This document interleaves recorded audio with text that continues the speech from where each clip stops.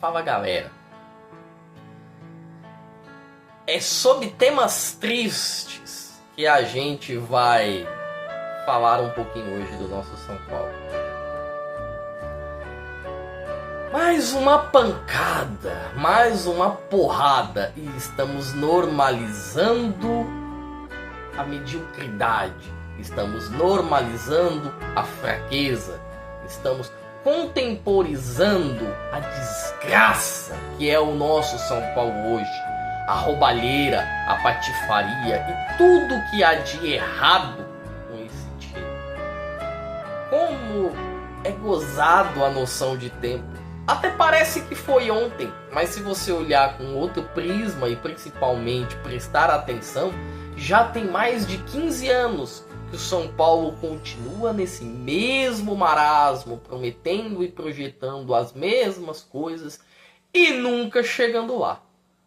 Vamos falar um pouquinho do momento do São Paulo, de tudo que tem acontecido nesse clube, nesse pseudo-clube hoje, que infelizmente é o nosso tricolor paulista, tá bom? Mas antes, curta, comente, compartilhe o canal, você que já é inscrito, você que não é inscrito, se inscreva e venha fazer parte da nossa família, ativando o sininho das notificações também, beleza galera? Bom, ontem no Maião, eu não tenho nem muita coisa para falar do jogo, tá galera? Mas ontem no Maião, o São Paulo tomou uma guasca do Mirassol. O São Paulo tomou um sonoro 3-0. Com o Reinaldo virando a Arrascaeta dos caras. 35 segundos foi o que durou a ideia do Crespo. Crespo colocou o time em campo, tentou um fato novo, tentou colocar o Lucas de titular, tirou o Luciano, colocou o Mike no lugar do Mailton, que era o reserva do Cedric. Então a gente jogou com o Lucas, que não conseguia correr, a gente jogou com o Mike, que é o terceiro reserva da direita.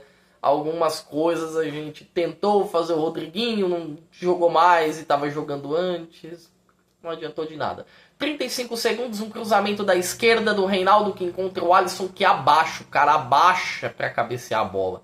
Literalmente, ele meio que dá um peixinho ali, a bola entra no canto esquerdo do Rafael. E assim, toda a ideia que o Crespo tinha até chegar aos 35 segundos acabou, foi jogada por terra. O que a gente vai falar do treinador? A gente também tem que falar do jogador. A gente também precisa falar do jogador. Porque falta competitividade. O jogador também não pode ser condescendente com o que está acontecendo fora de campo, quando dentro de campo ele não dá o melhor dele. Fernando, não. Eu não estou falando que o São Paulo tinha que ganhar do Mirassol no Maião.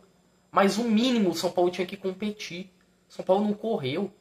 Se não fosse o Rafael, o São Paulo teria tomado 5, 6-0. Uma goleada histórica, uma goleada homérica. Não dá para normalizar esse tipo de comportamento, gente. Não pode. Não pode, não pode. Onde que se normalizou isso? Falta gestão, falta qualidade, falta capacidade, falta competência, falta tudo. E para você ver como que gestão faz diferença, olha o Mirassol. O Mirassol em 2020 estava na Série D. Na Série D de dado. O Mirassol está caminhando a passos largos para a Libertadores, enquanto o São Paulo caminha a passos largos para ser um clube de segunda divisão. Não vai cair esse ano, creio eu. Mas quem disse que o futebol acabou esse ano? Eu vejo um 2026 mais difícil para o São Paulo do que 2025. E olha que esse 2025 foi de guerra, tá, cara? Esse 2025 foi de guerra. Zubeldia, a gente perdeu uma safra de moleque de base que era muito diferente de graça. A gente implementou uma porcaria de um sistema financeiro pra gente gastar menos e a nossa diretoria gastou mais. Então o nosso diretor que não dá uma porcaria de uma entrevista. Tem o nosso presidente que não falava desde a pandemia, resolveu falar agora. É isso que a gente tem. A gente tem um presidente que não abre a porcaria da boca para dar uma entrevista durante 4 anos. É isso que o torcedor tem. E aí o resultado disso bate no campo. São Paulo já estava perdendo de 1-0, até tentou, tá? Até tentou. O Mirassol deu uma segurada nas suas linhas, não foi para cima que nem doido do São Paulo. conseguiu gerir bem os espaços do campo, conseguiu gerar boas chances, conseguiu fazer o Rafael trabalhar, conseguiu girar a bola, e nisso o São Paulo só chegava em cruzamento. 2 escanteios, a bola na cabeça do Lucas que cabeceou, o Walter pegou sem dificuldades, um chute do Bobadilha que o Walter pegou sem dificuldades, e foi só. E foi só. O São Paulo esfarelou animicamente, mentalmente, psicologicamente. O São Paulo não existe mais. Esses atletas que no começo do trabalho do Crespo, até parece que o Crespo está 2 anos no São Paulo, tá? O Crespo chegou aqui em meados de maio para junho. Então não tem muito tempo não, tá, galera? Vamos lembrar disso. Tem 5 meses que o Crespo tem de trabalho. No começo do trabalho, o Crespo consegue, ele engata uma sequência de 5 vitórias no Campeonato Brasileiro. São essas 5 vitórias que tiraram o São Paulo da zona de rebaixamento. Porque senão o São Paulo estaria na posição do Juventude hoje.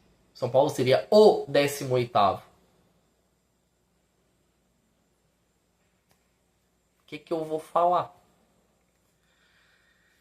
O que é que eu vou falar, gente?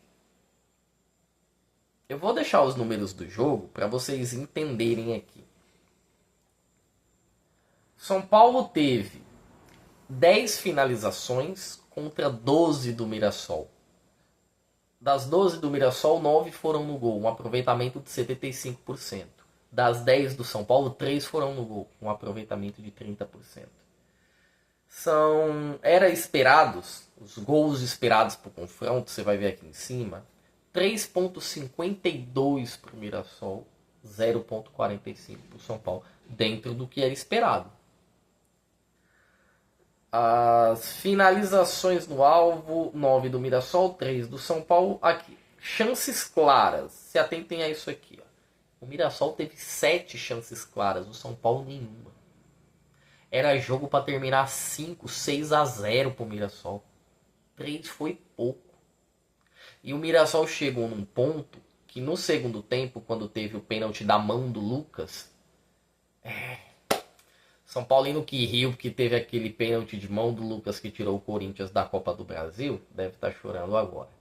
Quando teve o pênalti de mão do Lucas, era pro Reinaldo ter cobrado, porque o Reinaldo é o cobrador oficial do Mirassol. E o Reinaldo abriu mão de bater o pênalti para o Carlos Eduardo, aquele ex-Palmeiras que fez um golaço no Volpe quando jogava lá pelo Palmeiras, aquele mesmo. Não fazia um gol desde abril de 2024. O Reinaldo abriu mão do seu segundo gol no jogo para o cara fazer o nome dele. Isso que é o São Paulo. São Paulo é isso, é o novo normal. Você vê os jogadores do São Paulo, parece que eles enterraram a mãe no domingo de manhã e foram jogar lá em Mirassol, lá no Maião, no domingo à tarde. Ninguém espera que o São Paulo vença todos os seus jogos. A gente espera que o São Paulo consiga competir. É o mínimo que a gente espera. A gente quer o São Paulo competindo, a gente quer o São Paulo tentando, a gente quer o São Paulo jogando. Se vai ganhar ou não, gente, é outra história. Mas o mínimo que a gente espera é que o São Paulo consiga competir. Já falei do jogo, não vou me esticar sobre o jogo, porque a questão do São Paulo vai além do campo. A questão do São Paulo é diretoria, a questão do São Paulo é política. A questão do São Paulo é crise. É crise. Se a gente for falar de campo, eu vou deixar essa imagem aqui com vocês. Tá? O São Paulo está com uma sequência de 8 jogos. Desses 8, 7 foram derrotas. Tem derrota contra a LDU, tem derrota contra o Santos, tem derrota na volta contra a LDU, aí tem derrota contra o Ceará. No meio tem uma anomalia, que é uma vitória em cima do Fortaleza. Mas é uma anomalia, porque o Fortaleza tá para rebaixar, o Martim Palermo não tá bem, então uma vitória contra o Fortaleza. Derrota para o Palmeiras, derrota para o Grêmio e derrota para o Mirassol. São Paulo é um clube de 95 anos de idade. Há 89 que o São Paulo não tem 7 derrotas em 8 jogos. Para falar do futebol, enfim, deixo com vocês essa notícia. E aí vamos começar com uma outra notícia. Vamos puxar aqui. Para falar do extracampo. Tá? Vou deixar aqui essa exclusiva do Alexandre Vieira, cara. do Alexandre Vieira. E olha a situação. O São Paulo encerrou o mês de setembro com uma dívida total de pouco mais de 88 milhões relacionada a direitos de imagens e questões trabalhistas. Tá. Informação do canal para vocês. De direitos de imagem, o São Paulo deve para seus atletas 30 milhões de reais. O resto, esses 58 milhões aqui, são embargos trabalhistas. Tá? O que significa isso? Vou terminar de ler a notícia para você entender.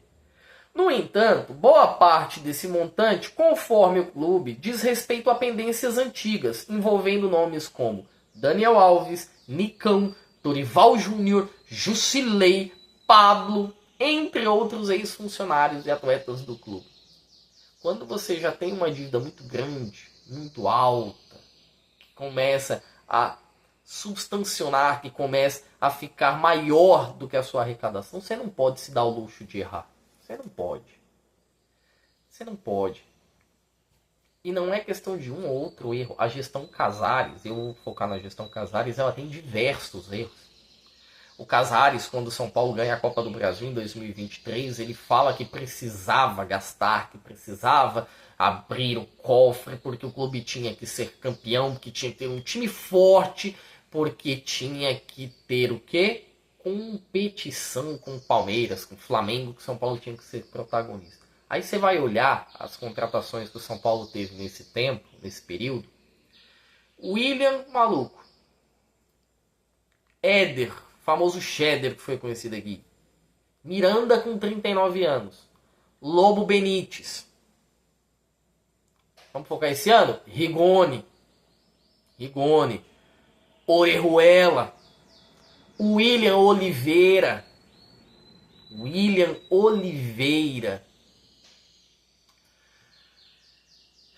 O que eu vou falar, cara?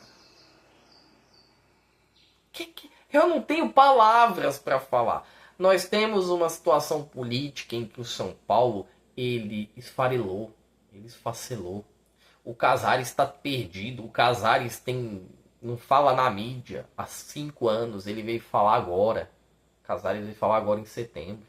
Casares não dava uma coletiva de imprensa, uma coletiva aberta de imprensa desde 2021, que foi o ano que ele tomou posse. Vocês têm noção que o presidente do São Paulo passou 1 mandato e meio sem abrir a boca? É assim que as coisas fluem e funcionam? Difícil, torcedor. Muito difícil. Eu já fui defensor do Morumbi Zero e ainda sou, sabe por quê? Porque os jogadores estão abandonados. Eu sou defensor, mas agora eu vejo com outros olhos. Se a gente não encher o estádio, e não pela instituição São Paulo, mas pelos jogadores, esse grupo vai cair. Do jeito que o São Paulo tá, vai ser uma guerra o São Paulo fazer uma guerra com uma pontuação de 45 pontos. Vai ser uma guerra chegar nos 45. E olha que faltam 9 jogos e estamos com 38. Você, torcedor que acha que vai pegar a Libertadores, esqueça. E também pegar a Libertadores para virar prêmio de consolação financeiro também não é o caminho. Se a gente no fim do ano pegasse essas métricas do FIDIC que foram instauradas, esse break financeiro que São Paulo teve, e tivesse 100 milhões de superávit, 150 milhões, tudo bem. A gente vendeu uma safra inteira de base para botar 50 milhões, que é o que a gente teve de baixa de dívida. Nossa dívida baixou de 970 para 910. Precisou vender o clube para o diabo para conseguir o mínimo. O São Paulo me preocupa mais no 2026 do que no 2025. Porque no 2026 vai vender quem? Os grandes jogadores, William Gomes, Ferreirão, Ângelo, o próprio Henrique Carmo. Essa galera era por baixo para o São Paulo tirar na casa de 400 milhões. Por baixo. Dava para chegar até uns 450, 500. São Paulo vendeu por menos de 270. Quem é que o São Paulo tem para vender ano que vem? O Rian? talvez o Rodriguinho, e nem vale tudo isso. O Pablo Maia já tá ficando velho pra Europa. Não tem gente pra aparecer não, tá? Vai vender quem? Tem que abrir mão também, porque vai ficar segurando o jogador velho e caro? Vai ficar segurando o Luiz Gustavo com 39? O Oscar ganha 2 milhões e 400 mil sem conseguir jogar 30 jogos no ano? O Lucas que não consegue correr? Quem viu o jogo ontem, quem viu o jogo contra o Grêmio tá com dó do Lucas. Sou extremamente grato pelo que ele fez, mas não dá pra o cara, sabe, entrar em campo sem ter condição. Não dá. Seria a mesma coisa que eu pular de um avião sem ter um paraquedas. Muricy, infelizmente, está fazendo número. Se corrompeu. Deixou com que a falcatrua e a maracutaia da diretoria o contaminasse. Não tem mais força para efetuar o futebol como coordenador técnico que ele é. Ele não tem mais força. Não tem mais força para viajar. Ele não tem mais força para fazer entrevista. Ele não... Informação do canal. Tem 2 anos que o Muricy não vai para uma reunião lá na Barra Funda. Ele faz as reuniões de home office. É isso que virou São Paulo, gente. Esse é o novo normal do São Paulo. E aí muitos questionaram, e muitos me questionam. Pô, Fernando, você é aquele cara muito negativo. Tem que torcer. Torcer pra quê, gente? Torcer pra quê? Olha o que o São Paulo tem no campo. Olha o momento. Olha o que está acontecendo. São Paulo hoje não é favorito contra o Sport na Ilha do Retiro. Não é. São Paulo pega o Bahia semana que vem. Esse fim de semana. Você acha que São Paulo é favorito? São Paulo vai pegar o Flamengo na Vila Belmiro.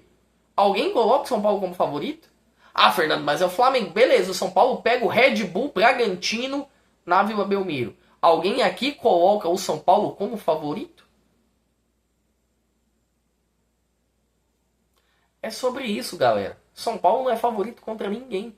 Porque o São Paulo deixou de ser um time. O São Paulo passou a ser um conglomerado lá na Barra Funda, onde qualquer um acha que tem um poder fora do campo. Mas no campo, ninguém tem respaldo nenhum para nada.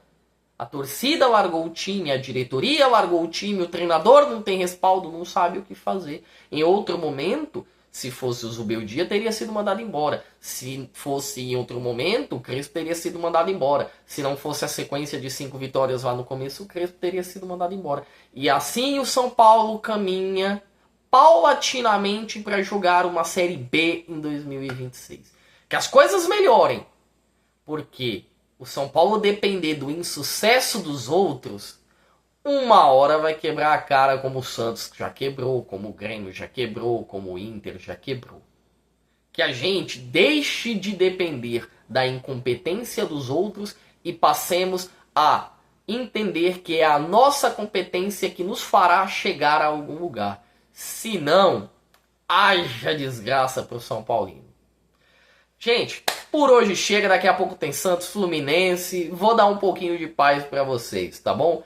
Por hoje eu me despeço, mas antes, galera, curta, comente, compartilhe os vídeos do canal, você que já é inscrito. Você que não é inscrito, venha, faça sua inscrição e venha fazer parte, beleza? Uma ótima segunda-feira pra vocês. Tchau!